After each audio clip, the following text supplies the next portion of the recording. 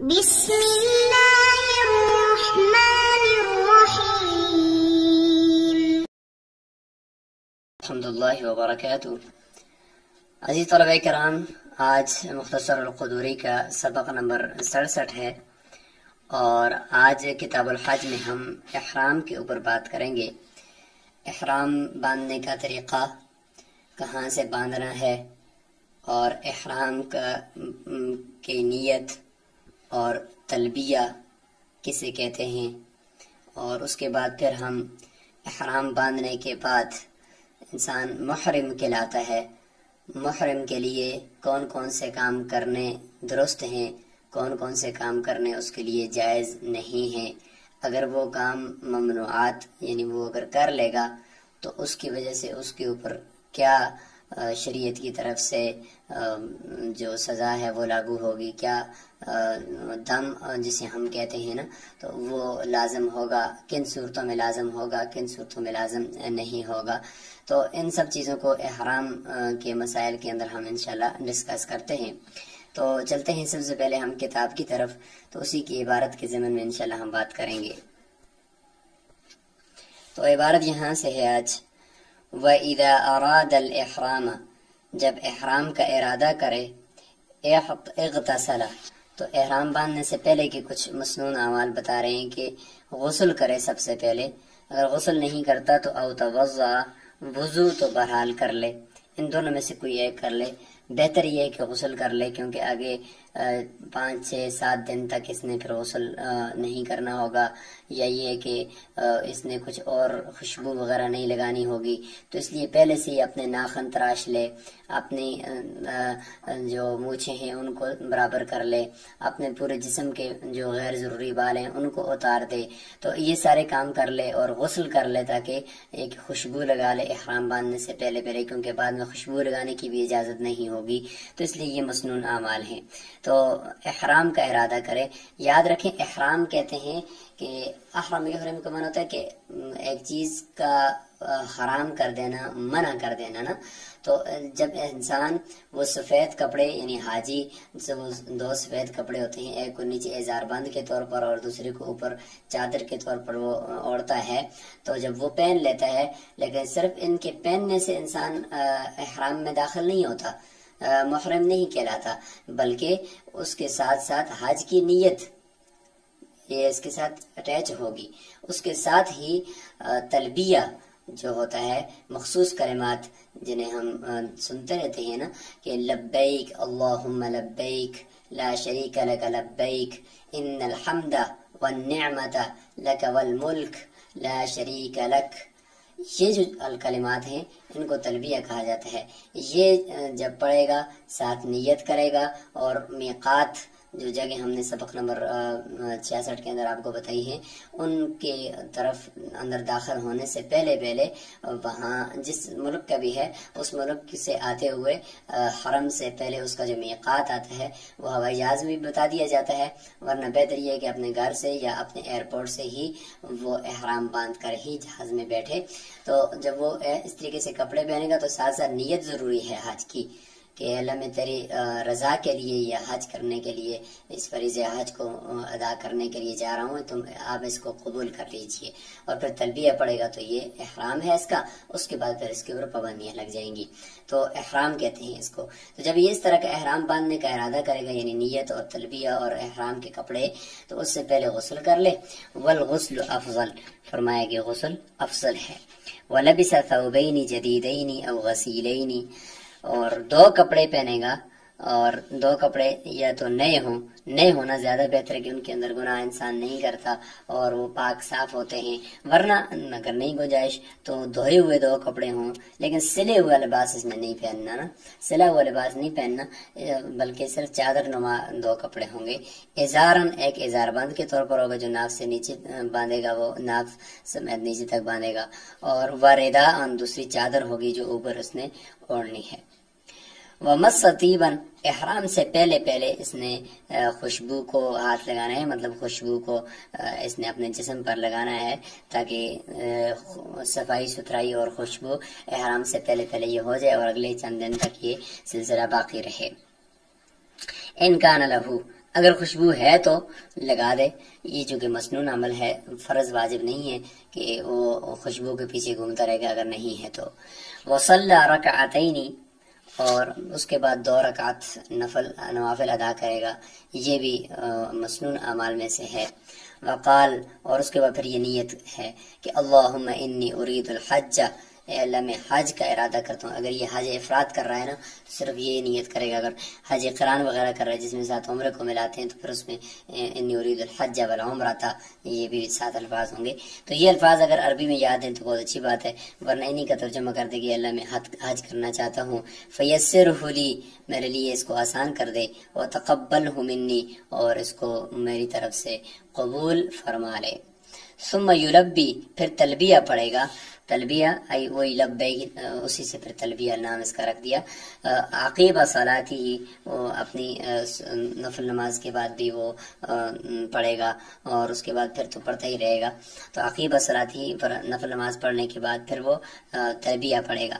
فإن كان مفردا بالحج، اگر وہ حج ہی کا صرف حج ہی کو اکیلے حج ہی کو ادا کرنے جا رہا ہے، یعنی اس کے ساتھ عمرہ نہیں ہے، اس لیے فرمایا مفردن بالحج، کیونکہ حج کے آگے اقسام آ رہی ہیں، حج افراد، حج قران اور حج تمتع۔ تو اس میں حج افراد وہ ہوتا ہے کہ صرف حج کر رہا ہے، عمرہ ساتھ نہیں کر رہا، تو نوا بتلبیت ہی الحج، تو اپنے تلبیہ پڑھنے کے ساتھ حج کی نیت کرے گا، یعنی جب تلبیہ پڑھے گا نا تو ساتھ ساتھ دل میں جو نیت ہوگی وہ حج کی نیت ہوگی کہ اللہ میں صرف حج کرنے کے لیے جا رہا ہوں۔ والتلبیہ، تلبیہ کیا ہے جی؟ کیونکہ لبا یلبی تلبیہ مصدر ہے باب تفعیل کا، تو فرماتے ہیں کہ وہ یہ کلمات ہیں، ان کلمات سے کمی تو نہیں کر سکتا، البتہ زیادتی کر سکتا ہے، چونکہ یہ ذکر ہے تو ذکر میں زیادتی کی جا سکتی ہے لیکن کمی نہیں کی جا سکتی۔ لبیک اللہم لبیک، اے اللہ میں حاضر ہوں، اے اللہ میں حاضر ہوں۔ لبا یلبی تلبیہ، یہ جان لیں کہ یہ مصدر ہوتا ہے، اس کا معنی ہوتا ہے کہ اللہ میں یعنی قائم کرنے والا ہوں حج کو، اور حج کے قائم کرنے کے لیے میں حاضر ہو چکا ہوں، میں آپ کی آواز پر لبیک کہتا ہوں۔ لبیک لا شریک لک، اے اللہ میں حاضر ہوں، میں حج کو قائم کرنے کے لیے، ادا کرنے کے لیے میں یہاں پہ کھڑا ہوں، اور تیرے سوا کوئی شریک نہیں۔ لبیک، میں حاضر ہوں۔ ان الحمد، بے شک تمام تعریفیں، والنعمت، تمام نعمتیں، لک، آپ ہی کی طرف سے ہیں، اور آپ کی ہیں، والملک، اور اس طریقے سے ساری بادشاہت بھی آپ ہی کی ہے، لا شریک لک، آپ کے ساتھ کوئی شریک نہیں ہے۔ تو یہ کلمات پڑھتے رہنا ہے، بار بار پڑھتے رہنا ہے۔ آگے آ رہا ہے کہ کن کن جگہوں پر بہت زیادہ مقدار میں ان کو اس نے پڑھنا ہے۔ تو جب یہ تلبیہ پڑھ لے گا، یہ نیت کر لے گا، یہ احرام کے 2 کپڑے یہ حاجی یہ پہن لے گا، تو اس کے بعد یہ محرم کہلائے گا کہ اس نے احرام گویا کہ باندھ لیا ہے۔ ولا ينبغي ان يخل بشيء من هذه الكلمات، ان کلمات میں کسی اور کلمات کو، کسی اور چیز کو درمیان میں نہیں لے کر آئے گا، یعنی کمی ان میں نہیں کرے گا۔ فإن زاد، یعنی یخل کا معنی ہوتا ہے کہ ان میں کوئی خلل ڈالنا، یعنی کچھ کلمات کو کم کر دینا۔ فإن زاد، اگر وہ زیادہ کرتا ہے، فیہا، ان میں، جازا، تو یہ جائز ہے، چونکہ ذکر ہے تو اس میں زیادتی اگر کر رہے ہیں تو وہ جائز ہے۔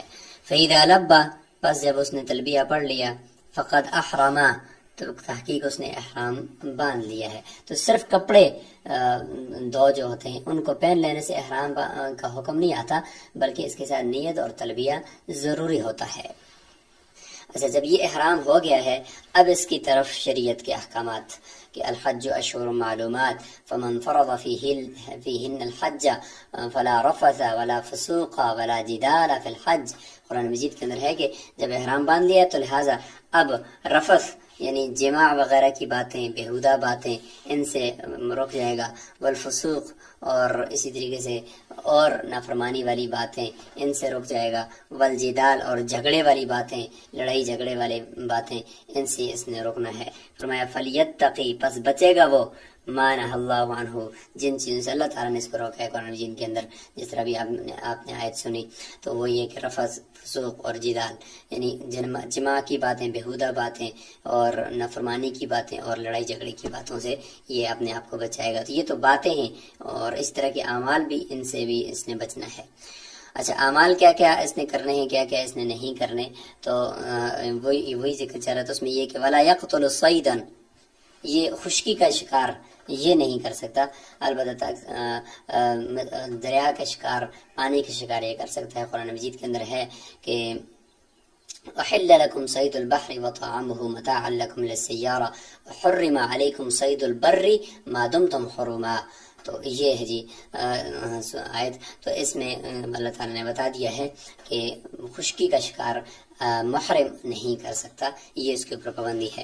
ولا یشیر الیہ، اس کی طرف اشارہ بھی نہیں کر سکتا، اگر وہ شکار سامنے موجود ہے تو کسی کو بتانے کے لیے بھائی میں تو محرم ہوں، تم اس کو یہ دیکھو یہ جا رہا ہے یہ جا رہا ہے، اس کو تم مارو، یہ اشارہ کرنا بھی اس کے لیے جائز نہیں ہے۔ ولا یدل علیہ، اور اگر وہ سامنے شکار موجود نہیں ہے تو اس کے اوپر وہ رہنمائی بھی کسی کی نہیں کر سکتا، یدل دلالت نہیں کر سکتا، رہنمائی نہیں کر سکتا کہ بھئی اگر یہاں پہ تھا تھوڑا سا اس طرف چلا گیا، آپ سے جائیں اس کو مار کر لے کر آئیں، ایسا نہیں کہہ سکتا۔ ولا یلبس قمیصا، قمیص یعنی نہیں پہنے گا، مطلب یہ کہ سلا ہوا کپڑا نہیں پہننا اس نے، چونکہ یہ عاشقانہ عبادت ہے اور اس کے اندر جو عاشقانہ مزاج اور عاشقانہ لباس ہونا چاہیے۔ سلا ہوا لباس یا انسان کے جسم کے یعنی سائز لے کر جو لباس کیا جاتا ہے، واسکٹ ہے اور اس طریقے سے سویٹر ہے، اسی طریقے سے سلوار قمیص ہے، جو انسان کا سائز لے کر جو کپڑا سیا جاتا ہے وہ اس نے نہیں پہننا۔ ولا سراویل، اور اس طریقے سے اس نے اپنے سلوار اور ازار بند بھی اس کو بھی نہیں پہننا۔ ولا عمامتن، اور پگڑی بھی نہیں پہننی۔ ولا قلنسوتن، اور نہ ہی ٹوپی پہننی ہے، سر کو بالکل اس نے کھلا رکھنا ہے، سر اس کا کھلا رہے گا۔ اور عورتوں کے لیے یہ ہے کہ وہ عورتوں کا سر تو ڈھانپا رہے گا، البتہ چہرہ کھلا رہے گا۔ چہرہ کے اوپر پردہ ڈالنے کے لیے اس طرح کی ٹوپی ملتی ہے کہ جس میں جو اس کا کپڑا ہے برقعے کا وہ اس کا نیچے تک نہیں آتا۔ یہ احرام مردوں کے لیے بتایا جا رہا ہے، یاد رکھیں۔ عورتوں کے لیے تو وہی ہے کہ وہ اپنا برقعے کے اندر ہوں گی اور اپنے پردے کے اندر ہوں گی، البتہ چہرے کو نہیں چھپائیں گی، لیکن اگر کوئی غیر محرم سامنے آ گیا تو ایک ٹوپی ملتی ہوتی ہے اور وہ حجاب اوپر سے نیچے وہ لگاتی ہیں، وہ جو چہرے پر نہیں آتا، سامنے چہرے کے بالکل سامنے وہ لٹک رہا ہوتا ہے۔ ولا قبان، اور چوغا وغیرہ جو قمیص وغیرہ کے اوپر پہنتے ہیں وہ چوغا اور وہ قبا وہ نہیں پہنے گا۔ ولا خفین، اور نہیں موزے پہنے گا۔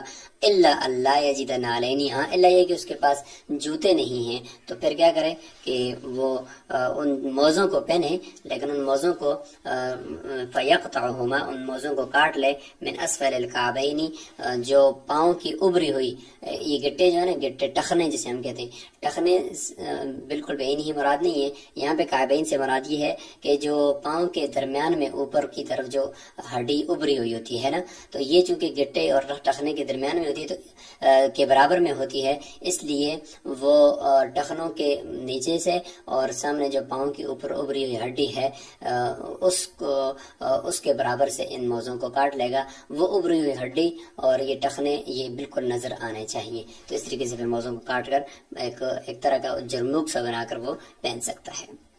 ولا یغطی رأسہ، اپنے سر کو نہیں ڈھانپے گا۔ ولا وجہہ، اور اپنے چہرے کو بھی نہیں ڈھانپے گا۔ ولا یمس طیبا، اور خوشبو پھر اس کے بعد نہیں لگائے گا احرام کے بعد، چونکہ احرام کی حالت ہی پراگندہ اور عاشقانہ عبادت کرنی ہے آگے، تو حالت بھی اسی طرح کی بنانی ہے کہ اپنے سر کے اوپر ٹوپی نہ ہو اور بالکل ایک پراگندہ سا وہ، یعنی بالکل گندگی تو شریعت میں مطلوب نہیں ہے۔ پراگندہ کا مطلب یہ ہوتا ہے کہ وہ سادگی کے ساتھ اور بالکل ایک عاشقانہ مزاج کے ساتھ وہ اس نے رہنا ہے، اس لیے خوشبو نہیں وہ سونگے گا یا لگائے گا۔ ولا یحلق رأسہ، اور اپنے سر کو بھی نہیں مڑائے گا احرام کی حالت میں۔ ولا شعر بدنہ، اور بدن کے کسی اور بالوں کو بھی وہ نہیں ہاتھ لگائے گا۔ ولا یقص من لحیتہ، اور اپنی داڑھی کو بھی وہ نہیں کاٹے گا۔ ولا من ظفرہ، پھر احرام کے بعد وہ اپنے ناخنوں کو بھی نہیں کاٹے گا، نہیں تراشے گا۔ ولا یلبس ثوبا مصبوغا، اور رنگین کپڑا وہ نہیں پہنے گا، کیونکہ رنگین بعض کلر اس میں خوشبو بھی ہوتی ہے نا، تو اس نے وہ نہیں پہننے۔ مسنون سفید لباس ہے۔ مصبوغاً بورس، ورس اس ایک خاص قسم کا کلر ہوتا تھا، اس کے اندر اس نے ولا بزعفران، اور نہیں زعفران کے ساتھ، ولا بعصفر، اور نہیں عصفر، یہ سارے کلرز تھے جن کے اندر اس کو کپڑوں کو رنگا جاتا تھا، تو ان کلرز کے ساتھ اس نے نہیں کرنا، کیونکہ ان کلرز کے اندر خوشبو ہوتی ہے، تو خوشبو تو اس نے پہننی نہیں ہے۔ لگانی نہیں ہے، تو لہٰذا ان سے رنگا ہوا جو کپڑا ہے وہ اس نے نہیں احرام کے طور پر استعمال کرنا. الا ان یکون غسیلا، الا یہ کہ یہی کپڑے جو کلرز کے اندر، ان کلرز کے اندر جو ہے وہ مکس کیے گئے تھے، لگایا گیا تھا ان کے اوپر یہ کلر، اگر وہ دھو دیے ہیں تو بے شک اوپر کلر ہو لیکن خوشبو اگر زائل ہو گئی ہے نا تو پھر یہ درست ہے.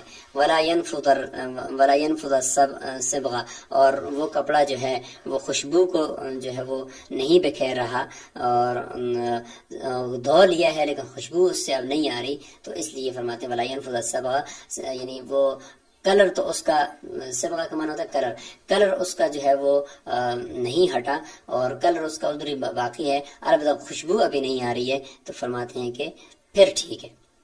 تو خلاصہ یہ کہ شروع میں کلر کر کے اس طرح کا کلر جس میں کوئی ساتھ خوشبو بھی ہو تو اس طرح کا کپڑا پہننے کی اجازت نہیں ہے.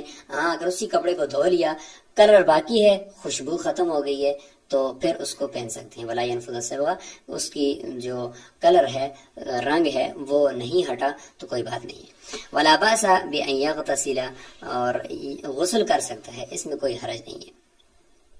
اور ویدخل الحمام، حمام میں داخل ہو سکتا ہے، ظاہر ہے کہ یہ تو اس کی ضروریات ہیں کہ اس نے جانا ہے، اور قضاء حاجت کے لیے بھی جانا ہوتا ہے. حمام میں غسل کرنے جائے گا تو گرمی ہے، تو گرمی سے بچنے کے لیے اگر وہ غسل کرتا ہے تو اس کی اجازت ہے. اسی طریقے سے وَيَسْتَظِلَّ بِالْبَيْتِ، یہ بیت اللہ کا یا کسی اور جگہ کا وہ سایہ بھی حاصل کر سکتا ہے، یعنی دیوار کی اوٹ پہ ہو جائے یا کسی اور چیز چھتری وغیرہ ہوتی ہے اس کے نیچے آ جائے تو یہ کر سکتا ہے. کیوں؟